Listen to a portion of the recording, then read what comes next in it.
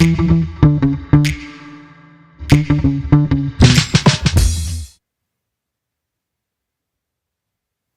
on the show today, we have Julie Winkle Giulioni. And here's why she is, wait for it, awesome. She's a keynote speaker, leadership trainer, and best-selling author. Her books include Promotions Are So Yesterday, Redefine Career Development, Help Employees Thrive.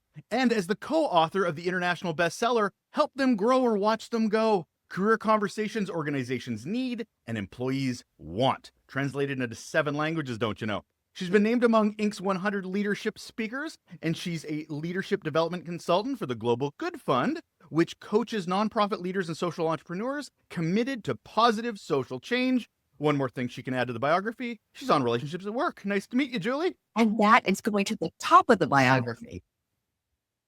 Even alphabetically, that's not true, but I appreciate that immensely. Thank you. Excited to talk to you today. We're talking development.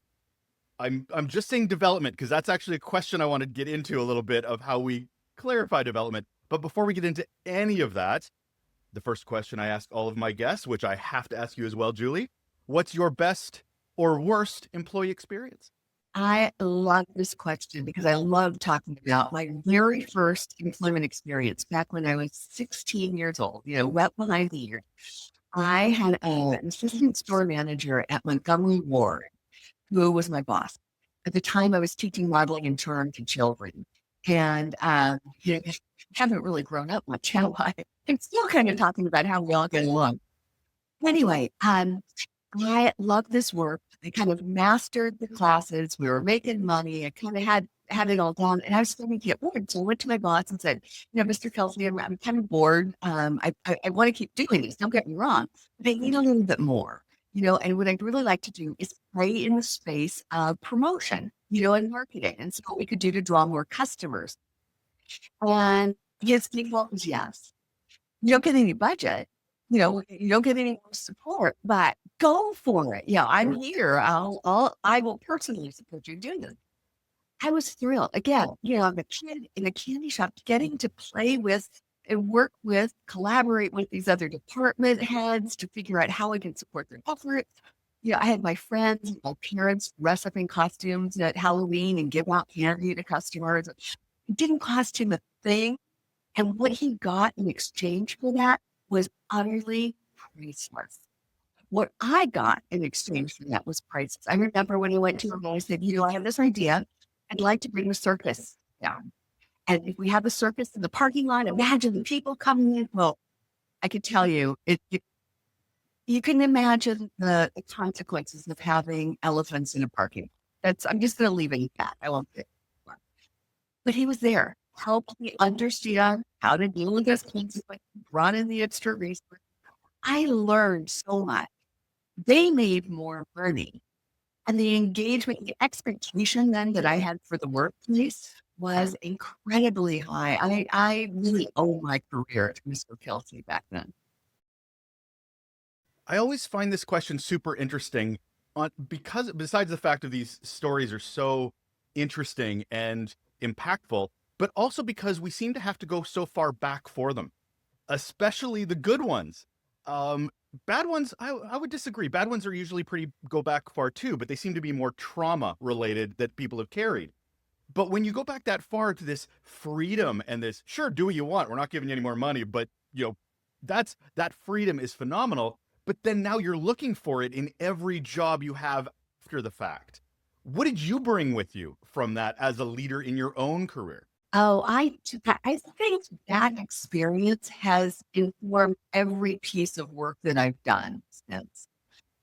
Having the visceral experience of a leader say, yeah, see something in me, a capacity that maybe I didn't yet see, to have the support.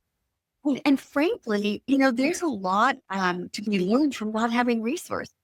You kind of get scrappy, figure out how to do stuff with nothing. And so all of that, I think, has informed how I think about development. So frequently managers, when they think about development, they think about sending somebody to a course. They think about the conference or the workshop, which are all great. Don't get me wrong. I make my living doing that stuff. But what I learned right from the get-go is that there is growth available for literally no dollars whatsoever right there in the workflow. When you've got, to the point of your podcast, when you've got a development relationship forged between a manager and an employee. I love that you're driving us right to where we're talking about. And I need to define something. And I love that you actually have redefine in the title of your books. It makes it a lot easier for me to segue into this. We talk about development, and I've heard it used so much and so broadly. But I'm curious as to what your definition of development is when it comes to the workplace. How would you define it? I think it's a moving target, to be honest. In the past, we sorted development into these artificial categories, right? We had personal development, and we had professional development, and we had career development, we had civil development, and it parsed it all out and decided, that the personal development was all about the relationships and that soft stuff, which we know is the hardest, and so on. And as workplaces change, as the workforce has changed, those lines, those buckets, the line of demarcation are real blurry to me. When we're bringing our whole person to the workplace, and during COVID, when we brought our workforce into our homes to see our whole person and our whole life, those lines, it just don't make sense anymore. So from my perspective, what development is about, it's about the growth that's meaningful to someone at any point in their careers. And it might be more interpersonal. It might be that at certain points in my career, I need to be really doubling down on empathy and person and communication. And then there are other times where technical bent, other times when but it's all about growth. And it's all seen through the lens of what is the employee interested in? What do they want from this season of their career work life? I love that you talked about the blurred lines. I've certainly learned in the last couple of years, every time we talk about leadership development, I'm like, but that's just about making you a better person. That it doesn't matter if you turn on a computer or walk into a building. You should have more empathetic, forward, compassionate, listening skills. I mean, these things should not be a light switch you just turn on and off when you walk into work. And yet, to your point, we differentiate leadership development, professional development, personal development. Drives me nuts. It's really all the same thing. It totally is. If we're going to be integrated, authentic leaders in the workplace. So what is the connective tissue between development and relationship with others in the workplace? When we chatted earlier, before we were preparing for this show, you had talked about development is a relationship. Could you explain that? Yeah, I think that I was my lead into the answer was going to be, I don't think there is any connective tissue because I think they're one and the same. You can't grow and develop and realize your potential in the absence of supportive relationships around you. Learning, growth, development, it is risk business.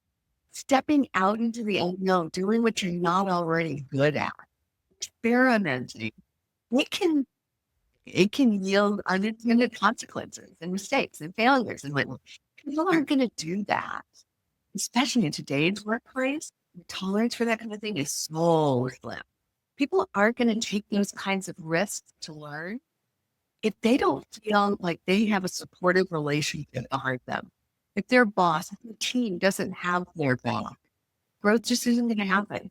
I really think that the only way people grow is when that relationship exists. The leaders have to earn the right, to engage like that with folks. I mean, this is the most intimate way a leader engages with an employee. When you're talking about growth, you're talking about hopes and dreams and aspirations. I mean, that is deep stuff. And you got to earn the right to do that by building the relationship, investing in the relationship, building the kind of trust that inspires growth. So why do so many organizations get this wrong?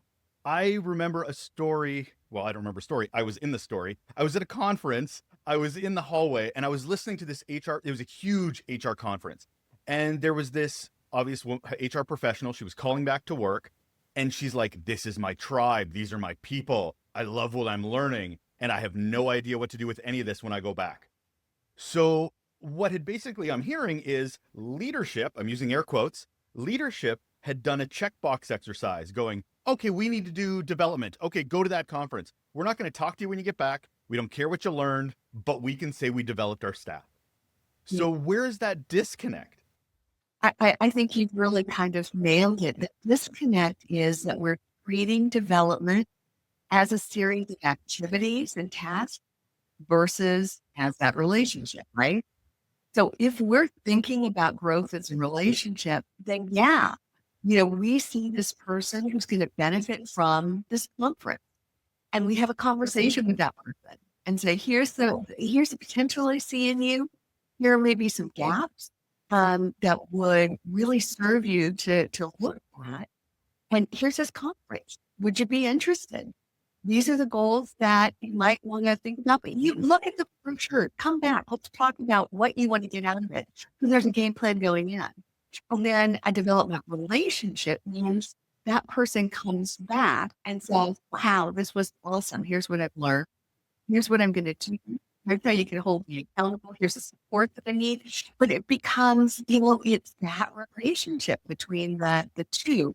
And I don't want to, I'm overblowing that it has to be the manager and the employee, because increasingly with, larger and larger spans of control, with a distributed workforce, it's not manager who's going to be your partner in crime when it comes to growth. It can be your team just as easily, but it's that partnership that extends it from I'm going through the motions to I am absorbing information and content and insights and wisdom that I can then use. And that holds in relationship with. Do you think and I call this a blind spot in leadership, do you think it's the too busy problem that seems to get in the way of us being able to do this properly? If I had a nickel for every time I heard that one, we'll be a wealthy woman. Yeah.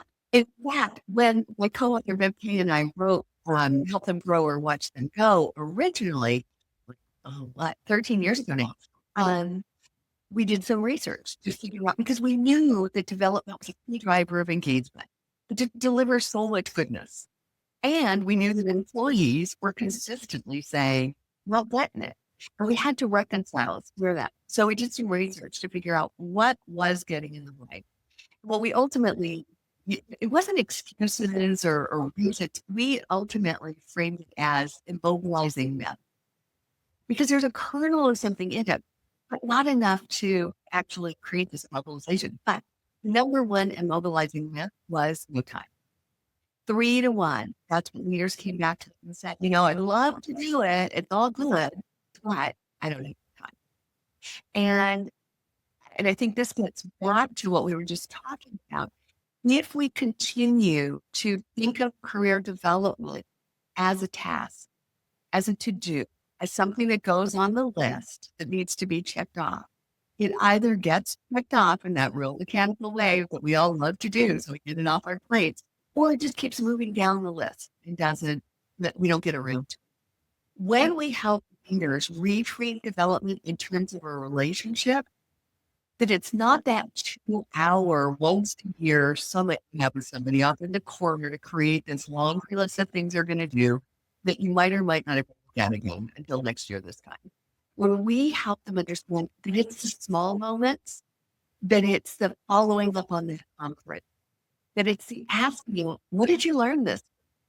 When we help them understand that it's supporting somebody when they make a mistake, rather than, berating them, helping them unpack it, figure out where the lessons lie for growth and future improvement. Those are small things that people can fit in. Who doesn't have to for a 3-minute conversation, especially when it's going to deliver the kind of engagement, retention, all the other things that we want. So that's really the key, is helping leaders realize this isn't a to-do. This is a to-be. This is how I show up with my people day in and day out. I think what a lot of leaders don't seem to understand is if they can't first manage their time, they can't even be leaders Mm, because they're not able to lead their team. So I'm like, first you need to manage your time, which is a resource, and then you can be a leader. But leaders who have no time for their teams aren't actually leading anything other than following an Outlook calendar. yeah. So we call them leaders, but they're not even able to be leaders in those situations because they're not, to your point, helping them grow, and then they get to watch them go. I knew I was going to squeak that title in there somewhere. Well done, sir. Well done. So let's look inside ourselves a bit on how we can, as leaders, be better at this. So, for instance, a leader's own development journey, because as much as it is about helping others, that's what we also seem to miss is leaders are also employees. We also have journeys and learning development that we need. So how does our own leadership learning development journey, how does that support the development of others? Yeah. Well, and I hate overused metaphor things. This is begging for the oxygen mask metaphor. When we're on the planes, we're invited to put the mask on ourselves before we can help others. Because if we're unconscious, we're not going to be of much use to that kid sitting next to us. And I think a lot of managers are developmentally unconscious. They haven't been attending to their growth. Maybe they didn't have great leaders modeling this and supporting them. And so it's hard when your own, cup is depleted to be able to pour any into somebody else's. And so for a leader, simply learning, growing yourself puts you in a place where you're better able, where you feel more generous, toward others when it comes to that. But I think the other thing that's really important is employees need to see leaders learning. We employees are looking, they're always watching, right? When they're picking up on cues and they're taking away messages. And when leaders are demonstrating what it looks like to push the envelope, to challenge themselves, to make some mistakes and be authentic and vulnerable about it and share the lessons you learned. When leaders are doing that, suddenly it makes sense for employees to do it too. And then it's just like that virtuous cycle. So now the next generation of leaders are seeing this done well. They're going to naturally do it to others and they tell a friend and, on it goes. And it creates such a sense of relatability too, because there's so many leaders that come in thinking they have to have all the answers. They got the job because they know it better than anybody else.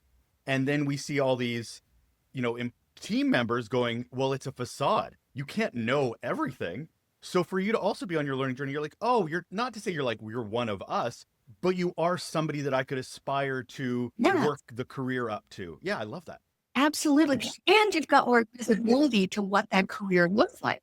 So frequently employees see somebody at the director or the VP level, and they just assume that it was this straight line, easy ascent. And the truth is, for most people, it's one step forward, two steps back, pulling down the hill, climbing up again. And when leaders are authentic about it, it also right sizes employee expectations for what careers can look like. That it's not just that easy climb up the ladder.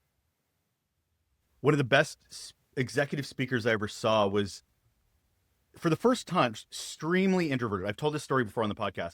Extremely introverted, extremely not comfortable public speaking. But she went out in front of everybody and then talked about every job she'd never gotten and every job she'd wanted, but also didn't have the skills and had to continue doing development to get the career path she wanted. It was the first executive in the history of that organization that had admitted they hadn't got a job. Everybody else was like, I wanted that job, I got that job. I wanted that job, I got that job. It was so unrealistic and so, well, patronizing and narcissistic, to be blunt. But the amount of people that scurried up to her at the end of the talk to, thank you, can you help me? I need mentorship. Where should I go to learn? It was eye-opening at the relationship she was building right before your very eyes. Exactly. Well, and vulnerability, transparency. I mean, that's the currency of relationships, isn't it? You mention in your books about the multidimensional career framework, which is these 7 C's. Let's go. Contribution, competence, connection, confidence, challenge, contentment, and choice. I did not do that from memory. I had to write that down. All really impactful. All really interesting and really impactful. But I was super curious, as somebody ourselves as a leader on our leadership journey, how does this understanding of a multi-dimensional career framework help us basically in preparing to help others? Yeah, yeah. And so the multidimensional career framework is something that I developed over 12 or 15 years now of field research. Run and while it attempts to do, it goes back, I know how you like your definitions. It goes back to redefining career development because for so many of us, it's been defined very narrowly as that next step up the ladder. That's actually the 8C, which climb, because that's how we used to think about it. And so if that's how you define career development, very few people are going to be happy. Very few people feel like they're growing. And that's the problem that we have today. And so the research found that there were actually those other 7 C's that people really hunger for, that people really want, that represent ways that we can engage with our work and grow right within the role we currently have. And so, for instance, our research, I think we're, I don't know, 25,000 or so folks in our database now. What we find is that the dimension of greatest interest to people is actually contribution. People want to make a difference. They want to live on purpose. They want to be of service. They want to things better. And I think about my first situation, my first opportunity with Mr. Healthy. I wanted to make a bigger impact there. It didn't cost him anything to enable and for me to do that. And in the process, my engagement shot up. I learned so darn much. To be honest with you, I stayed at that job so much longer than I would have if I had been stuck just teaching my classes. And so same thing with some of the other dimensions. The second most interesting of the dimension, our latest tweet from last year, is competence. People are looking around the corner. They're seeing how fast things are changing and understanding if they don't keep those skills up, they're going to be irrelevant quickly. And so giving people opportunities to grow key skills, like that conference that the woman you described had gone to, there are ways to do that in the workplace as well. Assignments, special assignments, special projects, cross-functional opportunities to contribute, where skills can be built right in the workflow. And that's the case with the other C's as well. So the key is, looking, as you said, first into ourselves. How do we want to engage? What's important to us right now? How do we want to learn is key. And then when we're leaders who have that kind of awareness, we can help to inspire similar awareness in others. And then it can further foment that kind of a development relationship. Let's switch a bit from relationships with ourselves to relationship with others, in the sense that I'm curious how often we even talk to our teams about this. Because right now it seems like we talk maybe once a year as a check mark going, did you do the thing? Productivity review or whatever, and then we talk to them again in a year, or, and maybe mention a couple classes, but it's not constant. It's not frequent. It's not organic, I think is what I'm trying to say. Right, right. So the annual or twice a year sorts of conversation, I don't want to diminish those because those are important points in time. And they yield data for the organization that drives management planning, succession planning, and the like. So I don't want to diminish those, but I have not heard one employee ever say, my peak development experience with that meeting back in that quarter, 1992. I mean, and that's not where people are growing. They are growing in the workflow, and that's where those conversations need to happen. So in organizations, there's been a push toward distributing feedback, making sure that you're having more feedback conversations, maybe even placing the annual performance review in these frequent feedback conversations, which sounds good. depending upon how they're structured. So frequently, though, it's just the information. You did this well, you didn't. More frequently, it's you didn't do that well. And so it's the what, but without the so what. Okay, so the so what becomes, what do we do with this that translates into growth? Leaders who can take those feedback conversations and then morph them or take that second step into the so what, and then what are we going to do about it? That can be really powerful. Leaders who are doing, their weekly one-on-one, spend that first 5 minutes talking about what have you learned, what's challenging, what's interesting to you right now, and then get on with the business that needs to be done. Those are the leaders who are forging the relationship that builds the development. Those are also the leaders who end up with employees and teams who are highly engaged with the work and with their development. And then when you have that kind of engagement, when you have that kind of a leader, not just inspires a level of loyalty that builds a kind of retention that most organizations are looking for.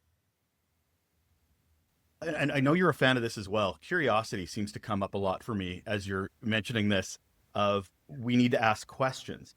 But it can't be, I mean, formulaic is great. It's a framework. It's a nice way of at least being able to refer back to your point, data points. But it also needs to be human. And I think curiosity comes in there a lot of like, listen to what your employees are saying. Maybe ask them, hey, have you encountered anybody that has a job you'd want one day? What are the things that you could be doing to get to that point?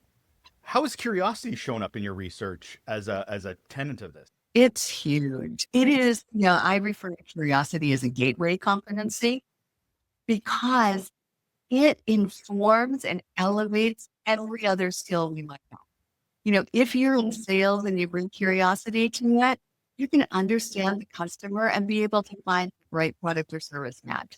If you're in service and you bring curiosity to those conversations, you're going to be able to fix those problems and elevate the customer experience.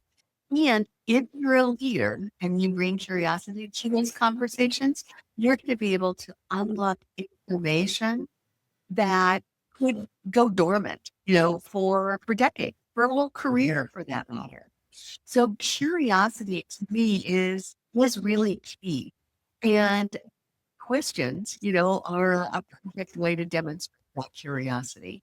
And at the end of the day, that's kind of the approach that Help You Grow or Watch the Growth takes is from a leadership standpoint.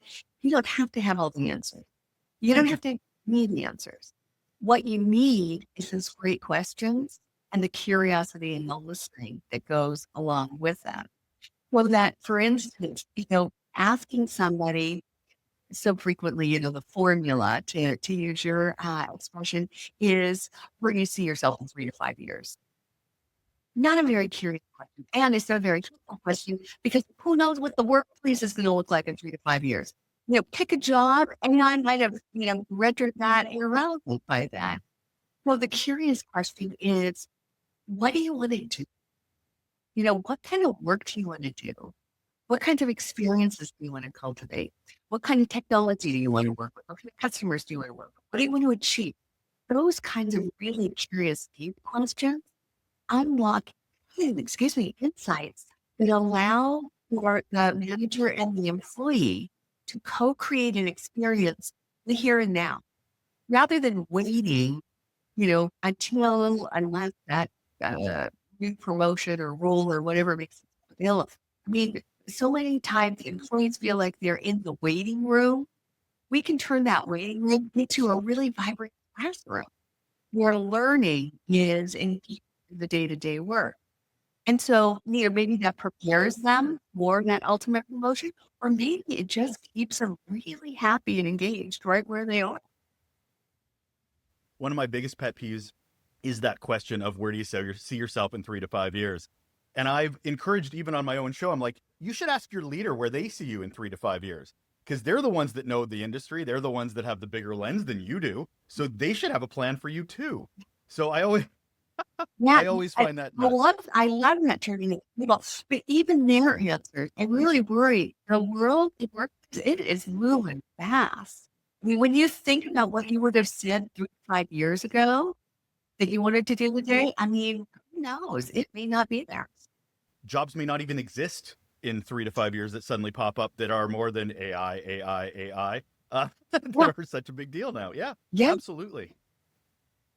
When we ask questions, I always ask this question, which is, what does success look like to you? I always find that to be an interesting Love that one. barometer question. But that also, when that brings up for me, when we're talking about, I don't know why I did this, I'm trying to point to my head like I'm a smart person. Diversity comes up for me because different people define success differently.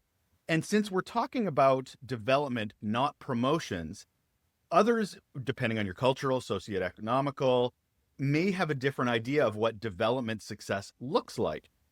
How do you tackle that in the conversations? It's through conversation, isn't it? No. I mean, Yeah. that's the bottom line because we're not even aware of what that diversity as this definition is until we start talking to people. So having and the precursor to someone answering a question that's that deep. I mean, when you think about it, you are digging into somebody's heart and soul when you start asking them to define success. But the precursor, the prerequisite for that is trust and psychological safety. Managers, leaders who aren't investing in relationships are not going to get very authentic or meaningful responses to a question like that. And so it's sort of like, you start watering your plants, before they start to grow. I mean, the anticipation of we need to be watering those relationships with trust building behavior so that when we get ready to have that conversation, we're going to have earned the right for someone to expose itself at that kind of a level. And making assumptions as to what people's, just because you have this job means you want this job next, can only get in the way. I've seen that happen so many times. Or people that aren't ambitious for those next jobs. They just want to be really good in the one they have. That I think gets in the way of a lot of leaders having these expectations of what a career path automatically should look like, because that's the career and that's the organization they work in. Drives me nuts. That is really well said on two different fronts. One is leaders, in a really well-meaning way, they will look at someone and they will see themselves.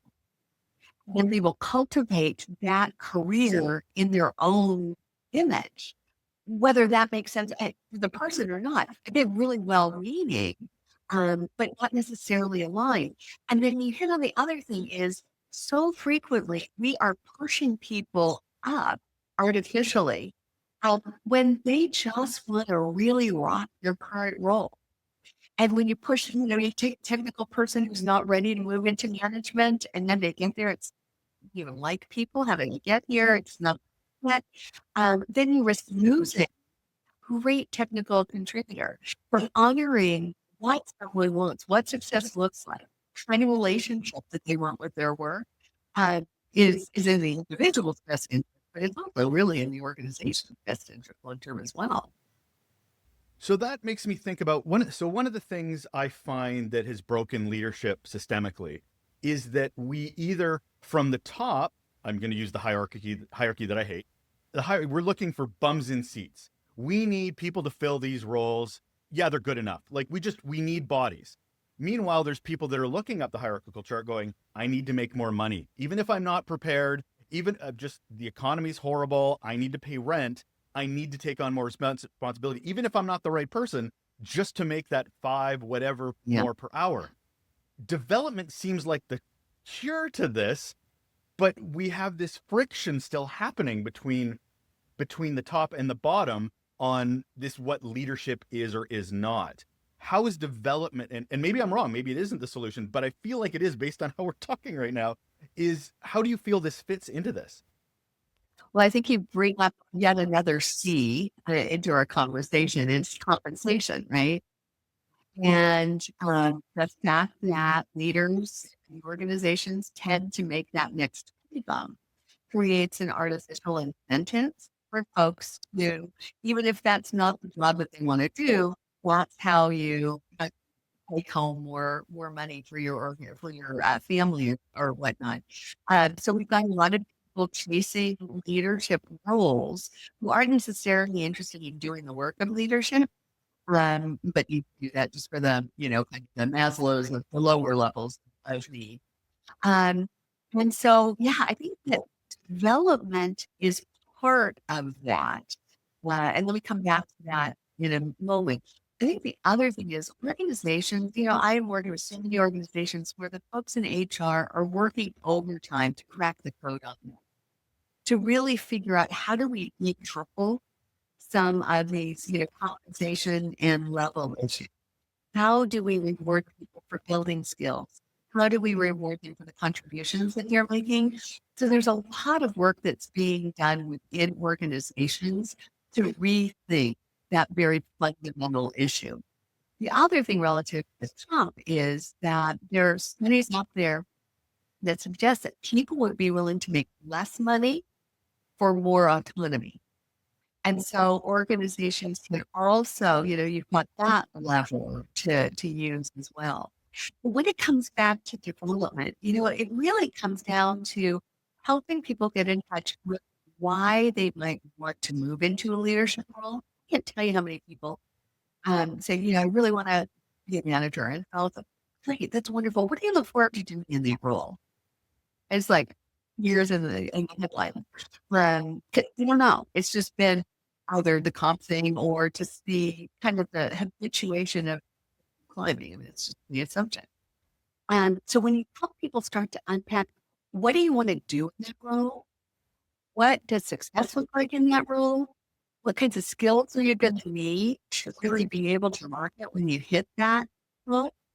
That point, then you got all this rich fodder for, okay, how do we use today to develop you so that you are ready to really be effective when as and if you take that leadership role? So I think you're absolutely right. I think that development is absolutely a key to earn that leadership.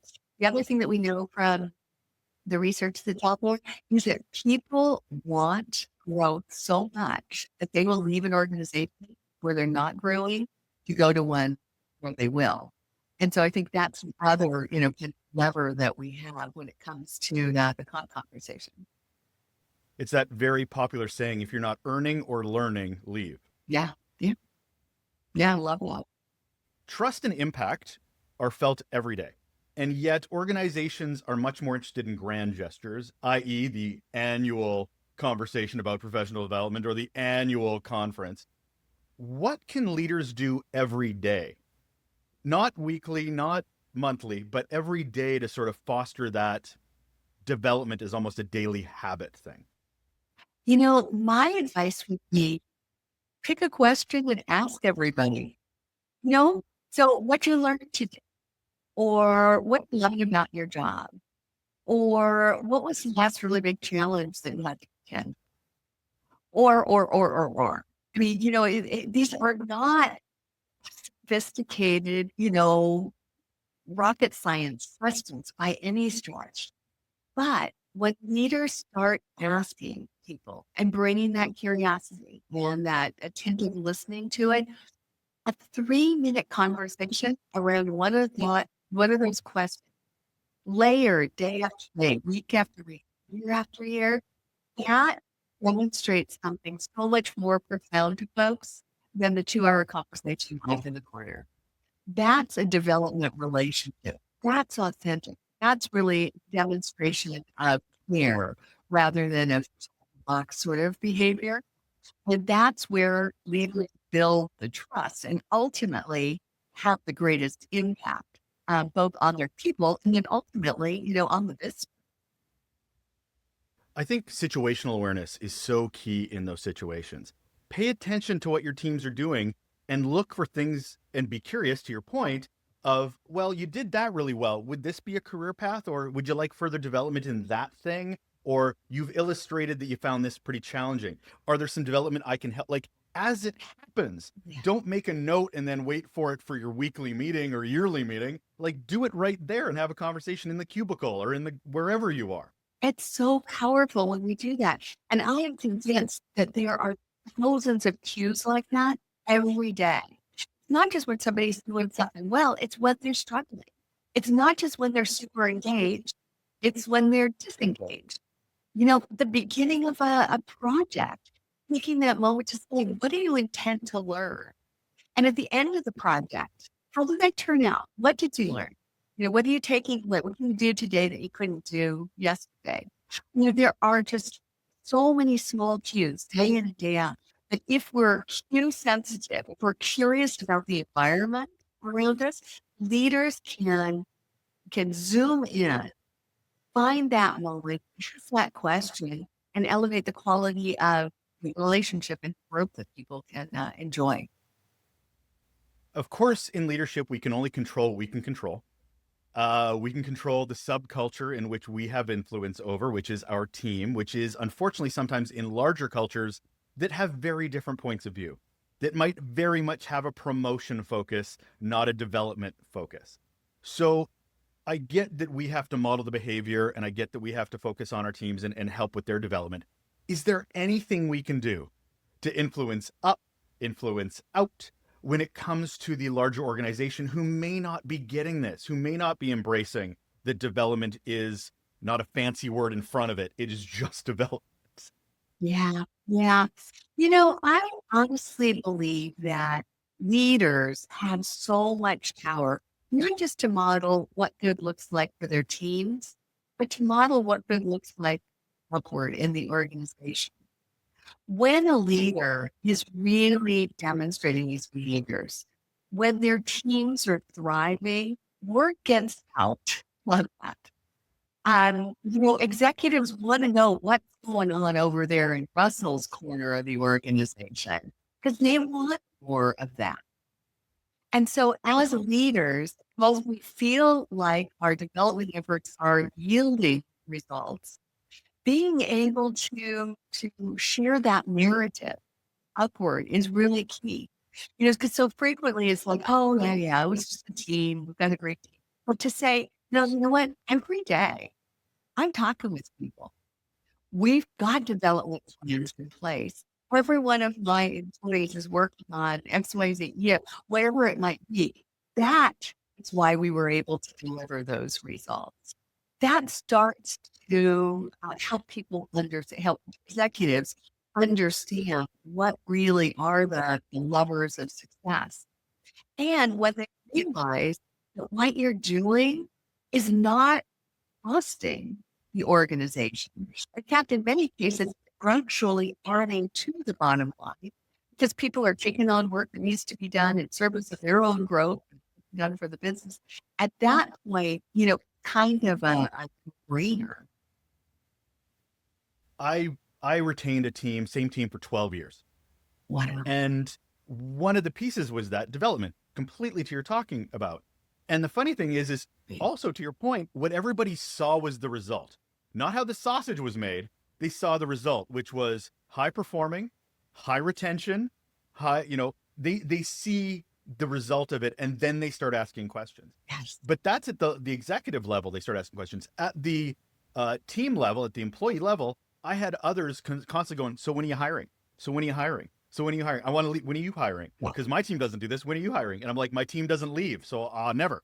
But what I love about that one is so frequently managers are afraid. They development people, they leave, then I've got this pull, I have to start all over again. Well, of course, that except on your team, that's going to happen for others. But you really demonstrated that a great developer is a talent magnet. When you have a reputation for developing people, if you end up with an opening, you're going to have a whole slew of folks from which to choose to fill that. I think one of the biggest challenges, and I'm curious your thoughts on this, is that a lot of organizations do not look at it as a journey. They look at it as an onboarding exercise, and then I'll see you when you leave. That's it. As opposed to you start your first impression, which is the application process, which is a whole other conversation.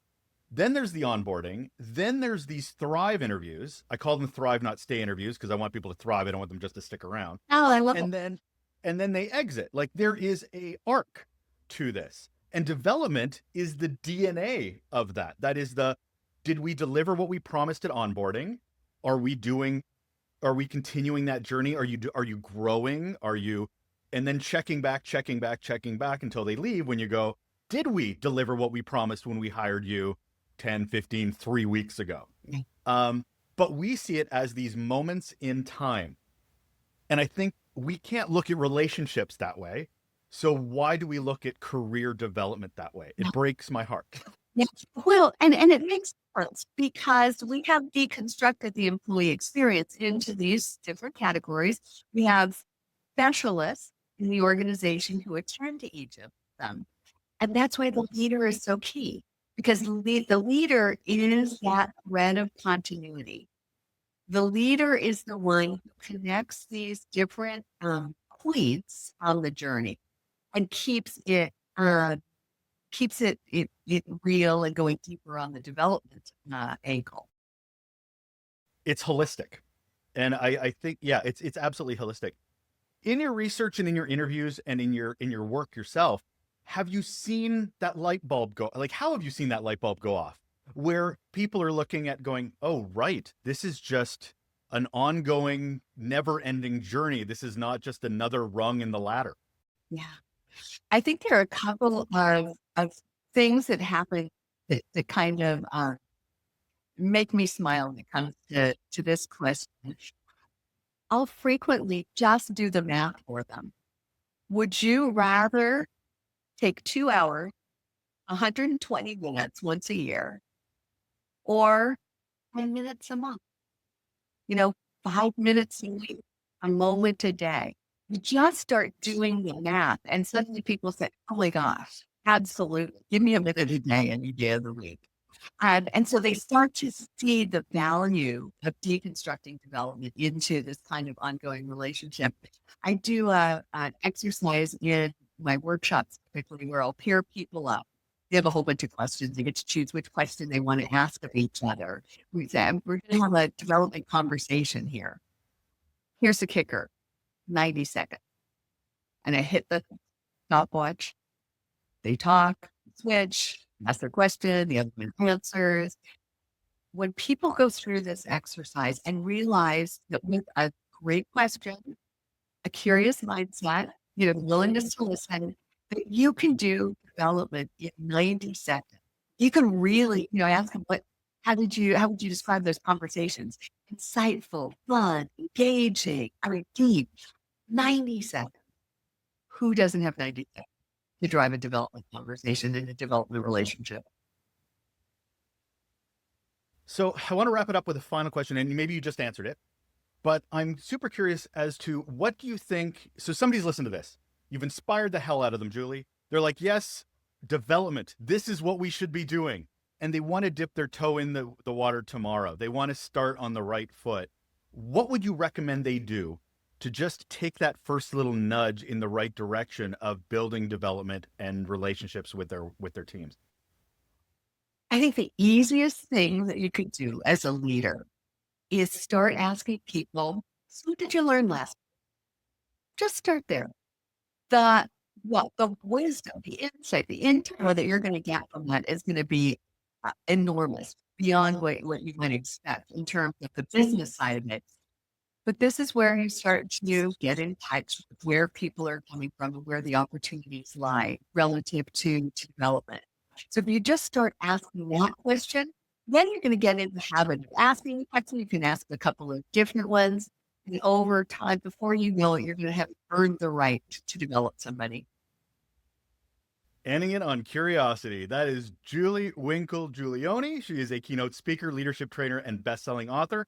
2 books that need to be in your library. Promotions Are So Yesterday, Redefine Career Development to help employees thrive and help them grow or watch them go. Career conversations organizations need, employees want. Thank you so much for being here, Julie. Oh, Russell, thank you.